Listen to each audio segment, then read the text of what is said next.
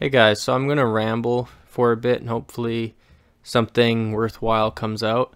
I've been thinking a lot about perspective lately and how life is really filtered through a lens, and everyone's lens is different and it really changes all the time. No one has one set lens, so to speak. I have a lot of experience kind of dissecting and overthinking things. It's not the kind of experience you'd want, but I tend to dissociate a lot, and I'm totally against self-isolating, which I've done to a huge degree in the last few years of my life, which I'm now getting out of. But it does give you a different perspective of things because you get to step out and then you get to step back in and you get to see things almost from a different lens than you originally did. And maybe that's what drugs that are prescribed are kind of meant to do, to give you a reset of a lens if the lens is not culturally appropriate during the time period or whatever. And I'm against that as well. But anyways, I do tend to dissociate quite a bit, and I get to thinking like fantasies, and I'm kind of a daydreamer. And something that I tend to do when I'm in that state is I overthink things, and I kind of look back throughout my life experiences and my actual life, and you can say a lot by leaving certain things out.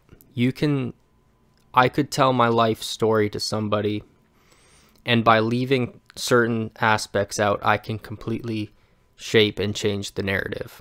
And I think that's kind of what politicians have done in democracies. And one of the reasons why democracy is kind of failing right now is with the invention of social media. They can't really do that anymore. They can't go to a coal mining town and say they're going to support coal, and then go to a very hippie town and say they're going to ban coal, because it's going to come up on social media. And I think a lot of it is maybe they don't say it directly, but they say it either indirectly or they leave certain things out. And now there's fact checkers and things like that, so you can't do that anymore. And I don't really think somebody could write an autobiography about themselves unless they're really on their deathbed, looking back. Because really, even looking back at your own past or past in general, it's always changing. You think of history as a set in stone thing, but it's so easy to shape, and it's so easy to distort and change the narrative that you really don't understand what history even is. Like, you think it's set in stone, this is history, but it's really not. And I think ideology is really behind that, and everyone has their own ideology and their own lens. So if someone's saying one thing to you, it might not be the same thing that they're saying if they say it exactly the same way but to another person, because they pick up on subtle things that maybe you're not even saying, but maybe subtle things that you're leaving out, or things that you're leaving out on purpose or mistake. Code switching and all that. So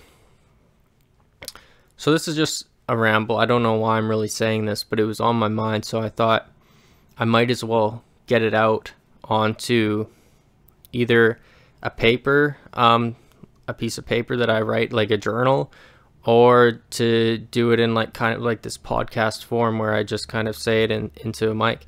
And I'm probably gonna just start, ranting off my thoughts onto YouTube at this point and see where it goes. So I'm going to just leave you guys with that little thought. I don't know if there's anything in there that's interesting, but anyways, check out my other videos if you want.